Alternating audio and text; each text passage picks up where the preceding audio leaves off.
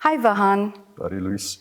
How are you? Good, thank you. How are you? So great that you're joining me on this program of Mindful Leaders, Inherited Legacies. So this program is about life inheritances. It's the experiences and the stories that have shaped us, that have inspired us. You, Vahan, have a very fascinating life story. Thank you. For over 35 years, you have been an international or global energy expert and consultant. This career has taken you from all parts of the world, all corners of the world. But you're also a lover of literature and poetry, especially Armenian Eastern poetry and literature. So how poignant that we're actually in Khangoapir Children's Library today. You have published poetry. You have published also 4 fascinating novels, the last one of which is Waking Noah's Vines, and about the 6,000-year wine industry in Armenia. I can go on about this, and I usually actually ask people questions about their professional careers and about their leadership paths and their developments and their values. But I want to start today's talk with a very fascinating story that you have. You are born, actually I shouldn't say born, but you grew up in Anjar and in Beirut, in Lebanon. So you grew up with a lot of the stories of the Musa Dagh battle, you know, the battles that took place, how the Armenians of Musa Dagh after 1915 were shipped to Port Said in Egypt, and they stayed there until 1919. And then they were brought to Anjar, purchased by Kalus Gulbenkian, that whole area of land that was established by the Armenians of Musa Dagh. So it's a lot of stories of survival, you know, from Musa Dagh to Port Said to Anjar, let alone all these stories about survival of death from malaria, from mosquitoes. But there's one particular story that is probably the key and the turning point for you in your life, and that's the story of your father's father, Vahan Zanoyan Sr. So I'm going to start off with telling the story, and then you take on the rest because there's something interesting about this. Vahan Zanoyan Sr. is the only member of your family who's not from Musa Dagh. That's right. Yeah. He's from Sebastia, from a village of Gemerek, called right. Gemerek. Am I correct? That's right. So You know a lot. Yeah. I love people's stories. So this man, he's lost all of his family, his parents, his siblings. He escapes, arrives somehow through Syria to Lebanon, and then from there, the British Army ships him, deports him to Port Said, where the Musa Dagh Armenians are already camped. And there he meets his future wife, your grandmother, Iskui Jambazian. That's right. They get married, they move back to Musa Dagh, and from there, they're deported to Anjar. Why is this story of Vahan Zanoyan Sr. so important to you and to your life? That's been so inspirational. I'd like for you to tell me what happens to Vahan after Anjar. Well, Vahan had, as you said, many exiles, right? From Gemerek, he escaped, and very little is known about what happened to him while he was escaping. He was a fugitive from the Turkish army, Ottoman army at the time. And he ended up in Port Said, as you had. So that was one incredible saga to get to Port Said from Gemerek, which very little is known. Then Musa Dagh, then Anjar. Then finally in Anjar, he was so tired of exile and foreign lands, foreign to him, very foreign. And the man had developed a certain phobia, very unusual phobia, fear of dying in foreign lands. His last wish was to find Hyrenik, to find his motherland, and die at least in his motherland, somewhere that he can call Armenia. So back in the 40s, when Soviet officials came to Anjar looking for displaced Armenian communities to convince them to go back to Armenia, he decided to go. He decided to go with his family, with his wife, and he had daughters. With the exception of your father and another daughter. Except my father and my aunt stayed in Anjar, and the rest of the family left to go to Armenia. Back in the 47. So this man and my father tried to convince him. He said, look, don't believe this propaganda. This country has just come out of war. It cannot be that brilliant as they're saying. Or prosperous, as they say. It cannot be as brilliant as they're saying. He said, look, at my age, I'm not going to build a future, obviously. I'm going to finally rest, to take my last breath in the motherland. So he comes. A year later, they exile him to Siberia. A year after he's arrived to the homeland where he wants to die. Where he wants to die, they were given a place in Echmiadzin at the time. 4 a.m, the Chekists come and gather the whole family, and he's moved with the entire family to Siberia. And he dies in Siberia. Which is very ironic because he moved to Armenia to die in Armenia. They wouldn't let him die in Armenia. Okay, so this story has really touched me, and it had a lot to do with my coming here. Coming to Armenia. Looking for all my relatives, both my mother's side and father's side, by the way, came back in the 40s, 1947. So I knew I had all these very close relatives, cousins, first cousins, and their families and so on, but I never met them. And my grandfather's story about coming here to take the last breath in the motherland is it was a very important issue in my, from childhood for us. And that's the reason why you felt driven to actually come to Armenia, even from 1989. You actually came here to look for your family, to gather them together. Over 200 family members, I think you had to find from both your mother and father's side. Yeah, my first visit was a very multiple missions involved in it. Okay, number one, it was still Soviet Union in '89, but it was unraveling. So we knew eventually this is going to open up. So it was an important mission to first see Armenia, right? But also to discover all this, to find all my relatives, find out who they are. Some of them, they didn't even know about each other. I gathered them, I introduced them. We had a huge gathering one day. You even went to your grandfather's house for a full day and you asked everybody to leave so that you can have that one silent moment day in the place. And you had never met this man. I've never met him. Yeah. I'd never met him. I had never met my paternal grandmother. I'd never met my maternal grandfather. But I had met my maternal grandmother, who came in the 60s, I believe, late 60s, early 70s, to Lebanon from Armenia. So, I hear a lot of these people's stories, and each one has a very inspirational nugget that I actually learned from. I recall you also mentioning that, the first time you heard this Vahan Zanoyan senior story was when you were in your early teens and 14 years old, 15 years old. And your father, who's this well-respected, well-reputable teacher, who worked, you lived in Anjar, he worked in Zahle and in Beirut as well. He wasn't a very communicative man, your father. Very disciplined, very stern, very silent. Yet he tells you this story, and it's the first time you see him and you witness him cry. That's right. That's quite emotional for a child to actually see, especially for a stern person who's been a teacher. In our culture there, it's very rare you see a man cry, right? I mean, especially a father. I mean, it's more normal to see in a tender moment your mother remembers something and mothers cry, that's accepted. But the father, especially one as stern, kind of disciplined as my father. Do you remember how you felt?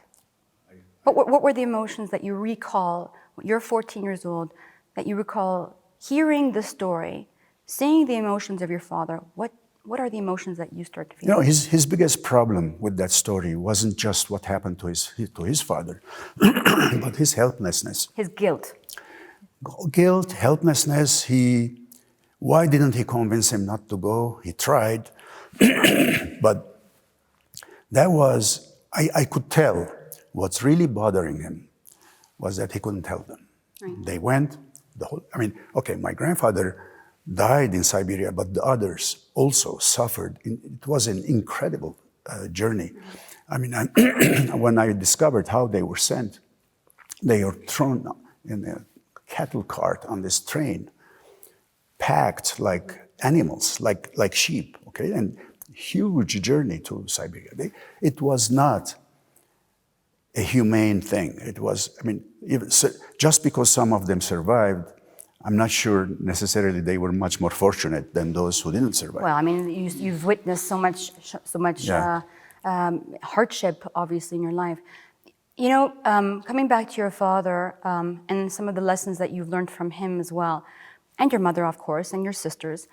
But I know you as a person who's rather fearless, defiant, even a perfectionist, and this high need for achievement. You know, for you, failure is not an option.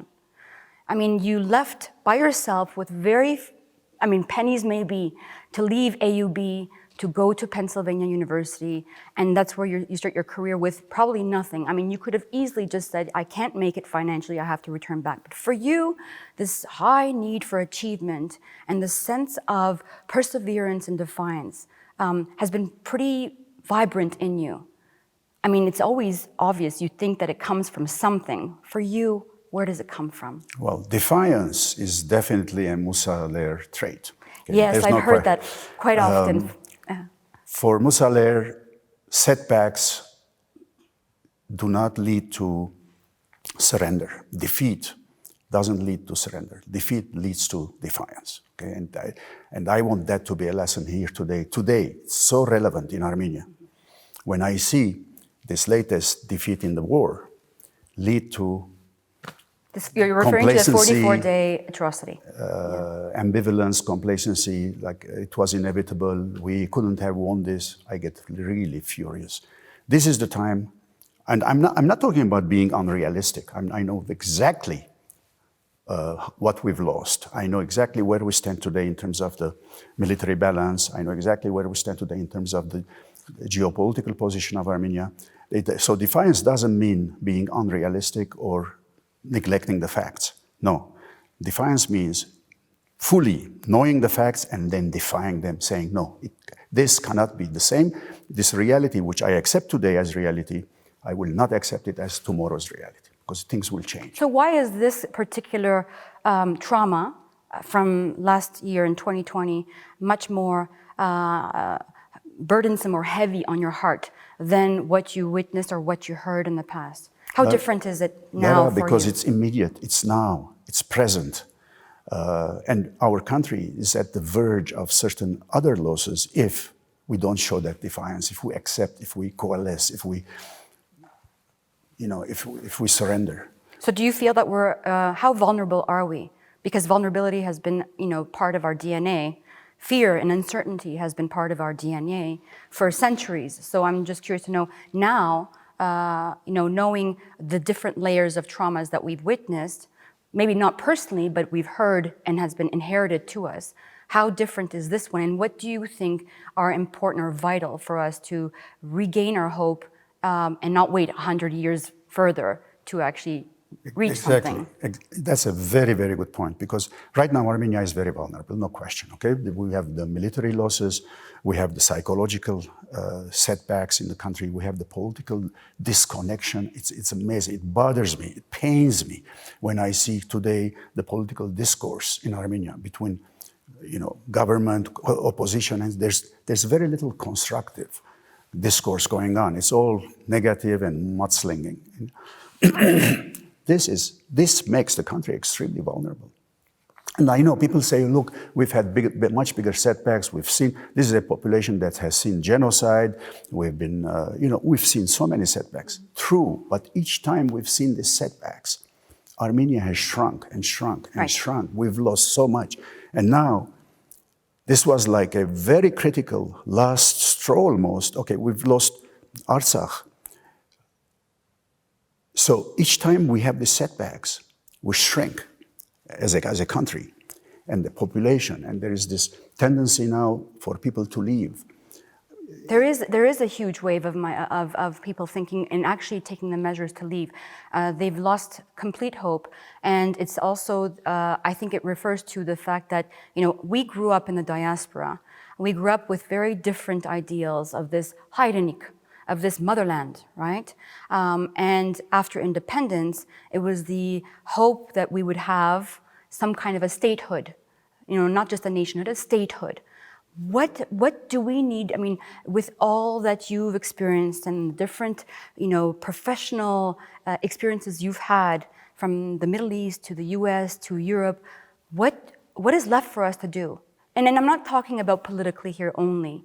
I'm also thinking about myself. You know, we were raising our children here. What are we, you know, is it just about the emotions and trying to process reflectively how to deal with it, or what else is left for us to do individually?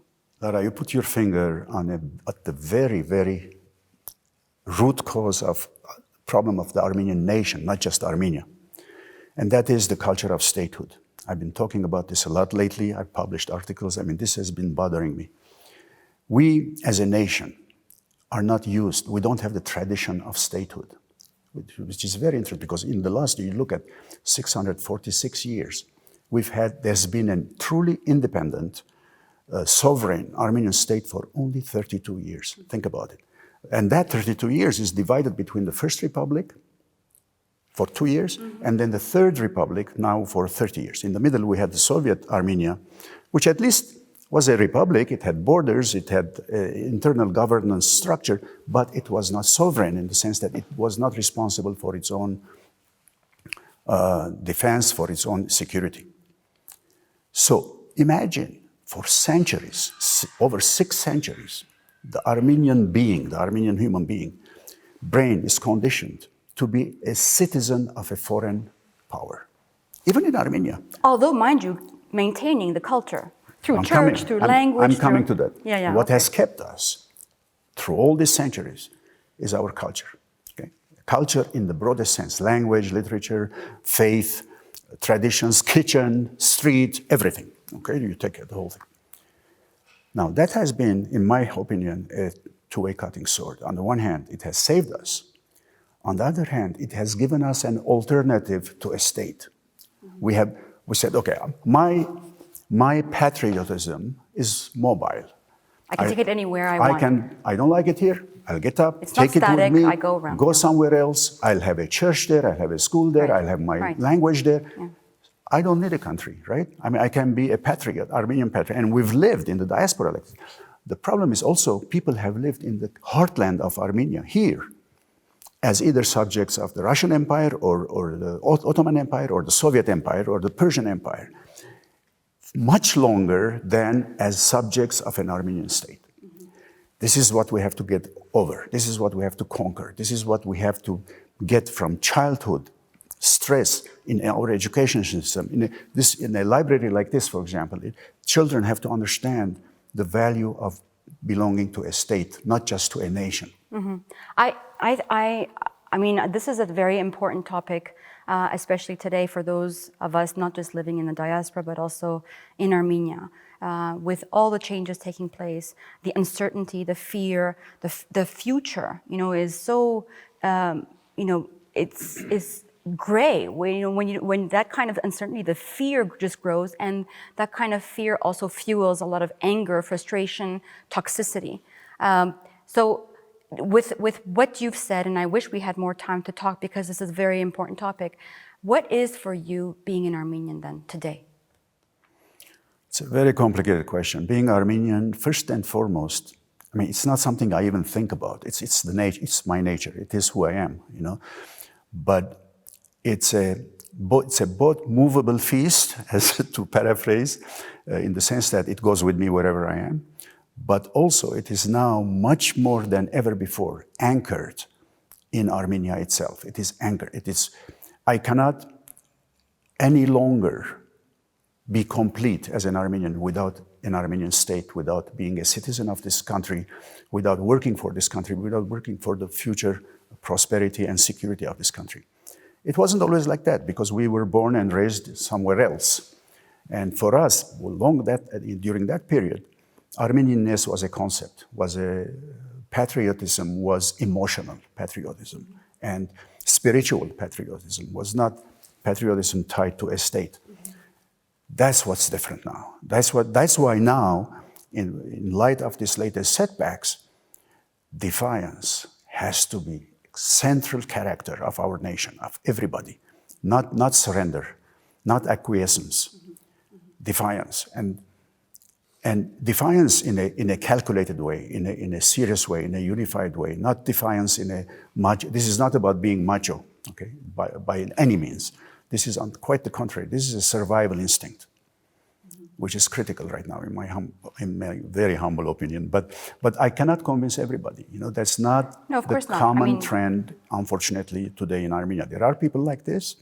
I was been very gratified to see that there are many people who think like this, but they're not yet the trend. They're not yet the majority, probably.